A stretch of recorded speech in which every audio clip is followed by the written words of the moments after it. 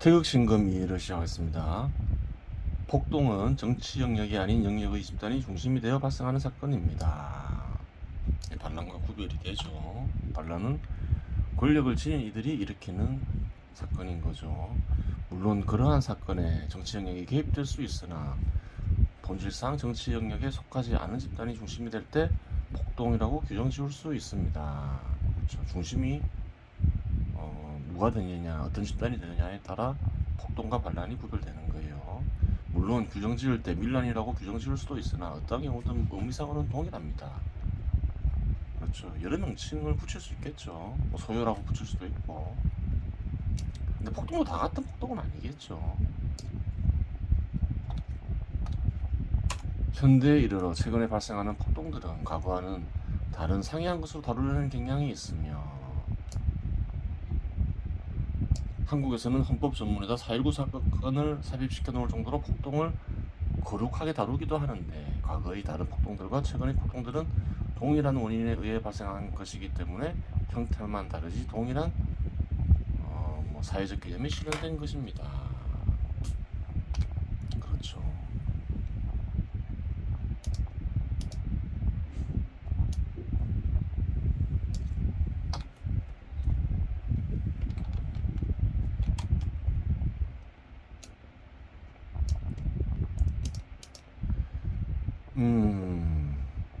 그래요.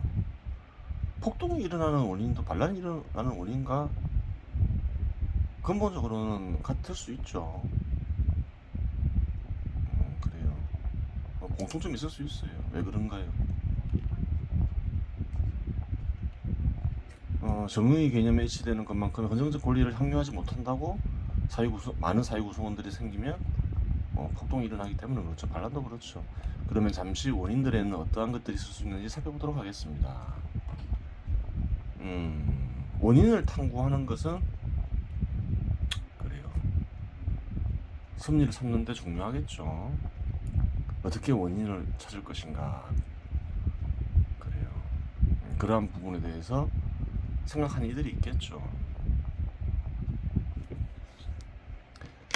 비교적 잘 설명된 곳이 그래요. 비교적 잘 설명하니까 아리스토텔레스죠. 원인을 어떻게 탐구할 것인가. 우리가 주장하는 네 가지 원인, 네 가지 네 가지 종류의 원인이 있을 수 있다는 거예요. 형상인은 뭔가? 형상인이 원인이 된다. 어떤 대상에 부여된 참된 뜻이겠죠. 그 참된 뜻이 원인이 된다. 그렇게 그래요. 참된 뜻을 찾아야 된다. 원인을 알기 위해서는. 그 다음에 자료 어떤 대상을 가리키죠. 그 대상 자체가 원인이 된다. 시동인, 목적인, 어떤 원인과 결과가 생기기 위해서는 움직임이 있어야 하는데 움직임 속에는 목적이 발견된다. 그게 목적인이죠. 또 움직임을 일으키는 최초의 그래요. 충격이 있겠죠. 그걸 시동인이라고 하죠. 이 네 가지 원인들이 있다. 그래요. 모든 대상에는 사건이건 사물이건 최초의 철학자들은 우선 진료를 원인으로 들고 처음에 발견한 거는 다 자료인에 집중을 한 거죠. 이어 시동인의 필요를 인정하고 안학사고라서는 목적인도 알아챘다. 즉 우리 주장에서 그중 사물의 실체와 본질이 무엇인가이다. 그 무엇인가를 표현하는 설명 방식에 기결되면 무엇 때문에라고 물을 때 그 무엇은 궁극적으로 그 원인이자 원리이다. 다음에 이 사물의 진료이자 기체이다. 그리고 사물의 운동이 시작되는 그 시초이며 그리고 세 번째 것과는 반대쪽 끝에 있는 원인으로 사물이 그것 때문인 그것 즉 목적인인 선이다. 세상을 분석할 때나 그래 어떤 사건을 분석할 때 이 네 가지로 원인을 꼭 찾아야 되겠죠. 뭐 간단한 예로 강간 사건이 있다. 강간 사건을 일으킨 자료인이 있겠죠. 어떤 남자가 있고 또 강간을 당한 여성이 있고 남성이 있고 여성이 있고 형상인. 그래요. 참된 뜻은 뭘까요? 그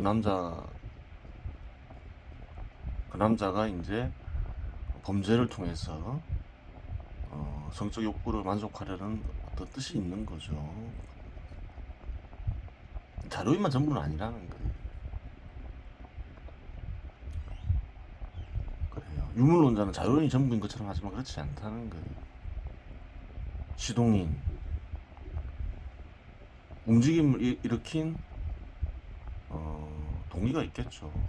성적 욕구가 일어났고 그 성적 욕구가 움직이게 하는 거죠. 목적인. 그래요.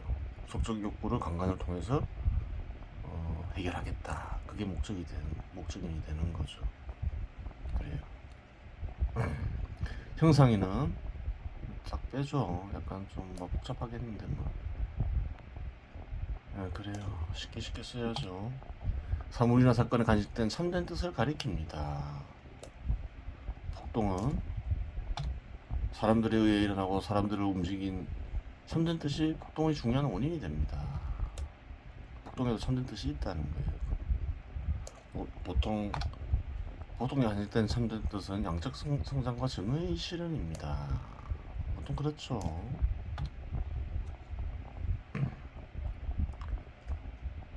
그래요. 너무 못 살게 되면 폭동을 일으키죠. 살기 위해서.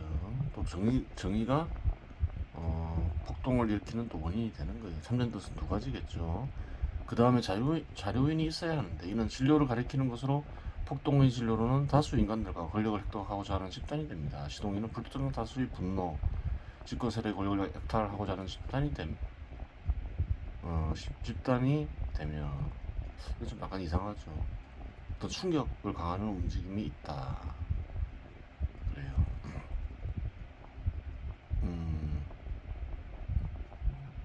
그래요. 충격을 가하는 사건. 예를 들어서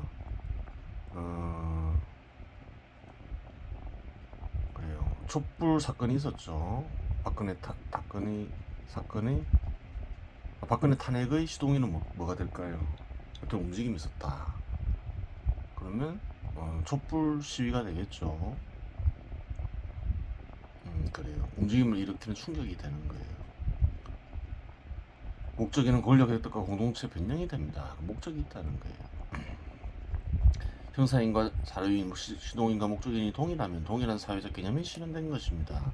동일하지만 형태는 다른 것이 일반적인데 아미노산이라고 하더라도 결합하는 원소에 따라 여러 형태의 아미노산이 생성되듯이 폭동 역시 결합하는 원소, 폭동을 주도하는 집단의 경향의 정책에 따라 형태만 다를 뿐입니다. 동일하지만 형태는 다를 수 있다. 다른 견해와 그래요. 다른 것들이 결합될 수 있다 이 말이죠.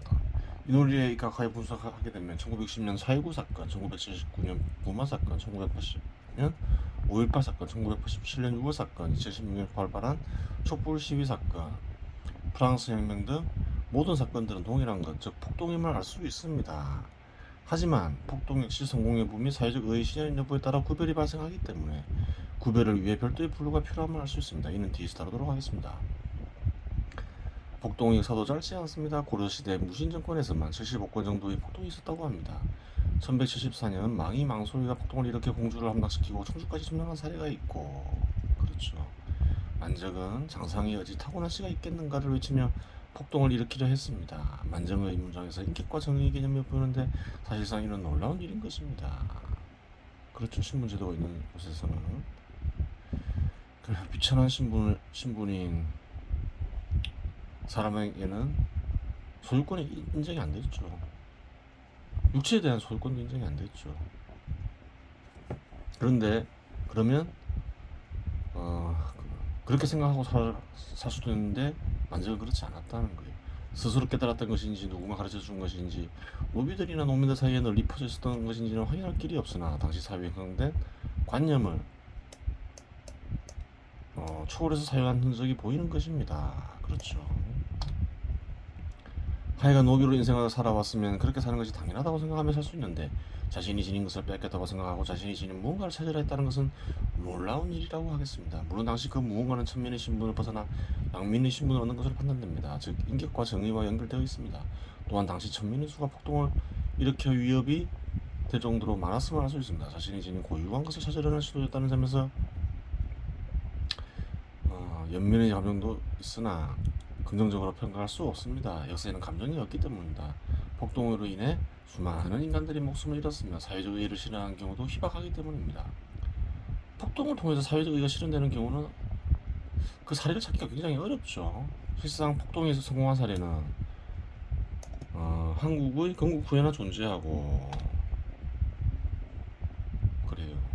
조선이 멸망하기 전까지 한 건도 없었으며 헤아릴 수 없는 목숨들이 사라졌을 따름입니다. 설사 성공했다고 하더라도 농경사회에서 더 발전적인 사회로 이행하지 못하였습니다. 현 시대에서도 마찬가지죠. 그래요. 폭동의 한 형태인 어떤 현대 형태인 집회를 봐도 성공했다 해서 달라지는 게 없잖아요. 예를 들어서 촛불 시위를 통해서 박근혜 대통령이 탄핵되고 문재인 정부가 들어섰지만 그래요. 탄핵의 덕을 봤죠. 촛불 시위 덕을 봤죠. 사회가 더 악화되잖아요. 그래요.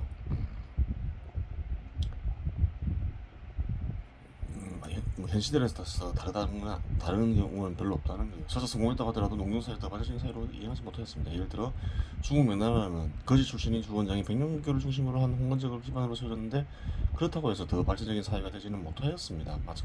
예전부터 그랬다는 거예요. 백령교의 관념은 중국 밀란의 이념적 토대였는데 해방과 구원의 개념이 존재합니다. 하지만 그러한 관념을 지닌 집단이 권력을 지녔다고 하여 사회구조가 국민들을 사회 구성원들을 중심으로 변했다거나 이전보다 개인이 풍요를 누리며 눈에 띄게 사회가 발전했다는 흔적은 없습니다. 그렇죠.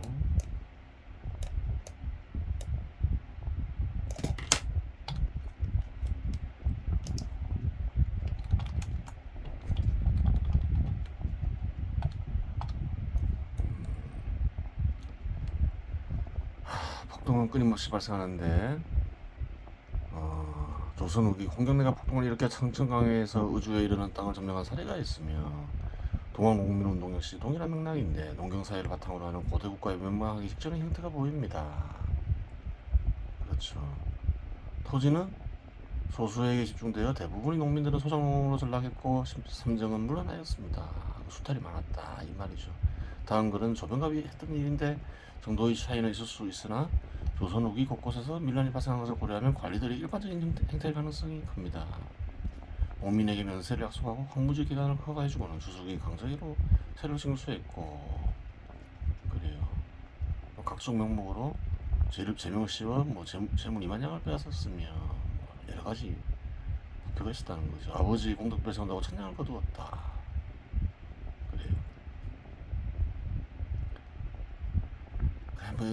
그런 게 수탈이 강했다는 거죠.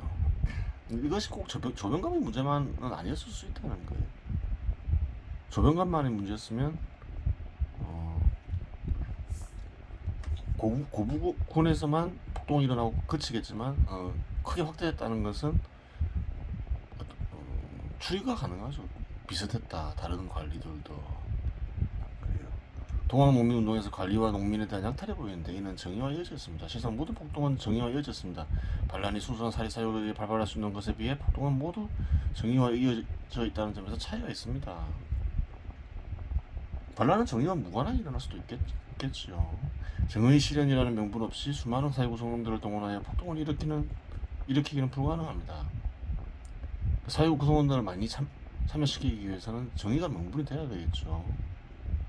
즉 모든 폭동의 형태는 정의화되어 있고 최근에는 인격의 개념이 성숙하여 감정적으로 폭동의 부정적인 측면을 감추고 긍정적인 측면을 강조하는 그 경향이 두드러집니다. 그리하여 운동, 항쟁, 의거, 혁명과 같은 명칭을 기준 없이 붙여서 마치 전혀 개념이 다른 사건처럼 보일 수 있는데 명칭을 다르게 붙여서 본성상 폭동이라고 하겠습니다. 폭동의 형태 역시 반란 형태와 마찬가지로 성공 여부, 사회적 의의 실현 여부로 형태를 구분할 수 있습니다. 폭동 성공 플러스 사회적 의의 실현 혁명. 이런 사례는 굉장히 찾기 어렵죠. 폭동 성공 플러스 사회적 의의 미실현 성난, 성공한 밀란이다. 폭동 실패 플러스 사회적 의의 실현. 실패는 했지만 사회적 의의가 어느 정도 실현했다면 의란으로 볼 수 있겠죠. 보통 이런 경우 운동이라고 명칭을 붙이고 있습니다. 하지만 움직이거나 몸을 단련하는 일을 통상 운동이라고 하는데 폭동의 한 형태의 운동이라는 명칭을 붙인 것을 보면 표현력 괴력의 극치를 보여준다고 하겠습니다. 그렇죠. 의를 어느 정도 실현한 밀란이나 의란이 적절한 단어라고 하겠습니다. 아무리 폭동의 정의가 결부되어 있다고 하더라도 살인하고자 하는 중대한 악이 간직되어 있다는 사실은 부정할 수 없습니다. 폭동이 일어나다 보면 살인도 일어나고 그러죠.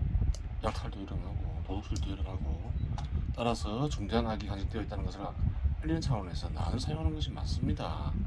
그렇죠. 폭동이 실패했는데 어떻게 사회적 의의가 있을 수 있는가 의문을 품을 수 있는데 1894년 가보개혁을 보면 알 수 있듯이 실패하더라도 정치 영역의 필요성에 의해 사회적 의의가 일정 정도 발생할 수 있습니다. 가보개혁을 의란으로 볼 수 있을까? 긍정적인 측면이 있을 수 있는데 결국 가보개혁이 빌미가 돼서 조선은 멸망을 하죠. 의란으로 보기 어려워요. 오히려 더 가부개혁이 일어나지 동아농민운동이 일어나지 않았다면 좀 더 많은 기회가 있었을 수 있었겠지요. 그래도 뭐 그 당시 이제 정부를 보면 뭐 희망이 없긴 했지만 그래 어쨌든 뭐 빌미가 됐으니까 그래요. 사회적 의의가 전체적으로 보면 사회적 의의는 없겠죠. 폭동 실패 플러스 사회적 의의 미실현 소요. 그저는 아닐 뿐이다. 밀란일 뿐이다. 동아농민운동 역시 4번에 해당되겠죠. 어떠한 사회적 의의 실현을 담고 있다고 하더라도 반란이나 폭동은 기본적으로 아직 악을 간직하고 있고 법 질서를 파괴한다는 동일한 형식을 취하고 있기 때문에 역사의 원리를 분석하고 의의를 찾아보고자 탐구할 수 있겠으며 생명을 잃은 사람들을 가엾게 여겨 추모할 수 있겠으나 사회적으로 장려해서는 안 될 것입니다. 장려할 만한 사건이 못 된다는 거예요. 폭동이건 반란이건. 오히려 사회 구성원들은 이러한 사건을 불행하게 여기고 이러한 사건이 발생하지 않도록 참든지 각계 평소에 올바른 행동 활동하는 것이 중요합니다. 그렇죠. 평소에 활동을 잘해야 돼요.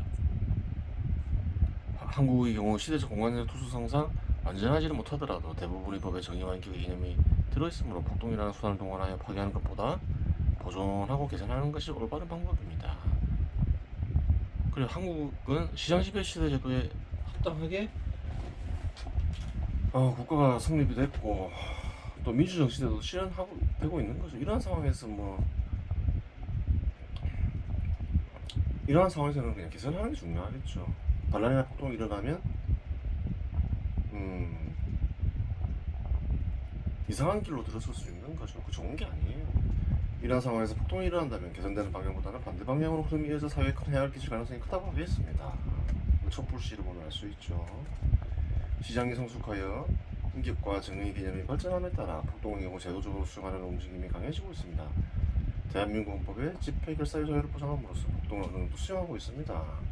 명심해야 할 것은 이는 시장의 성숙이 그러한 현상을 발생시킨다는 사실입니다. 1989년 중국에서 폭동이 일어났는데 탱커가 장갑차로 밀어버려서 많은 사상자가 발생했으며 북한에서 폭동을 일으키면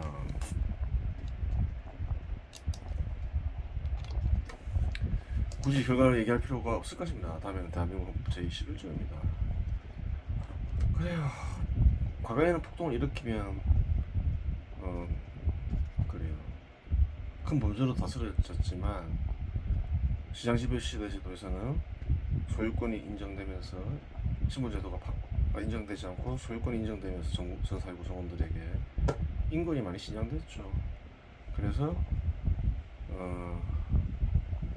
폭동을 제도에서 이제 수용을 하죠. 어느 정도 집회를 인정해 주는 거죠. 모든 국민은 언론 출판의 자유와 집회 결사의 자유를 가진다. 언론 출판에 대한 허가나 검열과 집회 결사에 대한 허가는 인정되지 않아야 한다. 이런 게 이제 어느 정도 수용을 해줘요. 다음에는 태울금화종지를 보겠습니다. 여기서부터 하면 되죠. 저번 시간에 되돌아가 비춘다 반조에 대해서 설명을 했어요. 무슨 말인가요? 이제까지 3장에서 얘기하는 거는 회강을 하게 되면 빛을 돌리게 되면 절대자의 뜻을 드러나게 하면 반조가 된다 이 말이죠. 되돌아가 비추게 된다. 그래요. 불교이죠. 불도이죠. 불교와 도교의 두 큰 스승들은 석가를 가리키죠. 석가와 노자를 가리키겠죠. 노자가 아니더라도 하여튼 뭐 불교와 도교와 석가와 노자가 아니더라도 불교와 도교의 큰 스승들은 이렇게 풀이할 수 있겠죠. 그냥 할 수 있겠죠. 교인 간비첨자 사람들에게 코끝을 보라고 가르친다. 코끝을 보라고 가르친다. 그래요. 코끝을 보면서 호흡하는 이들이 많죠. 그러면 진리나 진실을 알 수 있다. 그러니까 혹은 뭐 깨달음을 얻을 수 있다 생각하고 그런 사람들은 많아요. 비위 전염 비단냐. 코끝을 보라는 말은 뭔가요? 진짜 코끝을 보라는 말이냐? 그게 아니라는 거예요. 비유적 표현이 따름이라는 거예요. 코끝을 보라는 말은 생각을 코끝에 두라는 말이 아니다. 또한 눈으로 코끝을 보라는 말도 아니다.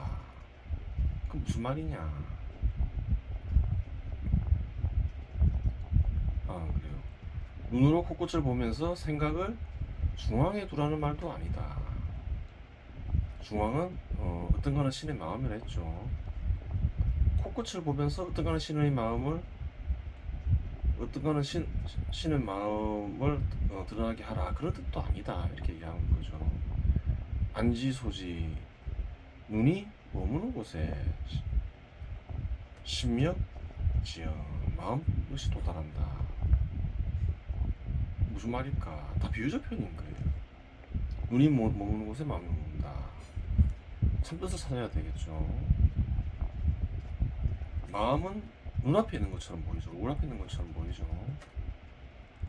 그러다 보니까 코끝에 마음 있는 것처럼 느껴지기도 하고 눈앞에 있는 것처럼 느껴지기도 해요. 즉 코끝을 보라는 말은 마음을 살피라는 거죠. 불교식 용어로는 관심을 하라. 도교식 표현은 내관을 해라. 뭐 이런 말인 거죠. 하능 일상이 일하야 어찌 능이 위에 있으면서 아래에 있겠는가. 무슨 말인가요? 어떻게 코끝에 집중하면서 생각할 수 있겠느냐 이 말이죠. 혹은 코끝을 보거나 코끝에 집중하면서 마음을 살필 수 있겠나 그 얘기를 한 거죠. 우하는 홀상이 홀하야. 또한 어찌 갑자기 위에 있다가 갑자기 아래에 있을 수 있겠나. 이 말은 무슨 말인가요? 그러면 코끝을 보았다가 이런 신의 마음을 살폈다가 그래야 되나? 이렇게 생각할 수 있잖아요. 그럼 불가능하다는 거예요. 코끝을 보았다가 마음을 살폈다가 코끝을 보았다가 마음을 살폈다가 그런 게 무슨 의미가 있겠냐 이 말을 하고 있는 거죠. 차개오지 이위월 이러한 일들은 모두 손가락을 달로 착각하는 것과 같다. 그렇죠. 달을 보라고 가리켰더니만 손가락만 쳐다보고 있더라. 코끝을 보라 했더니 참된 뜻을 찾지 않고 이상한 짓만 하고 있더라. 그래요. 오늘날이라고 해서 다를까? 마찬가지라는 거예요. 보세요. 그래요. 가만히 앉아 있으면서 숨쉬기 운동을 한다거나 코끝을 보면서 숨쉬기 운동을 한다거나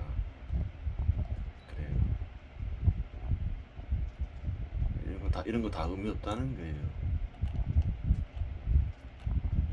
옛날부터 이랬다는 거예요. 코끝을 보라 했더니만 이런 것만 하고 있더라는 거예요. 요즘엔 더 심각해졌죠.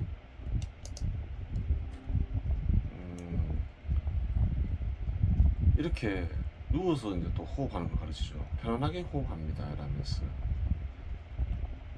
코끝을 보라고 했더니만 갈수록 이상해지고 있는 거죠. 예전이나 지금이나 뭐 큰 차이가 없죠. 발전이 없는 거예요. 발전했다 생각을 하지만 그런 거 하지 마라 했더니 갈수록 심각해지는 거죠. 그래요. 이번 시간 여기서 마치겠습니다.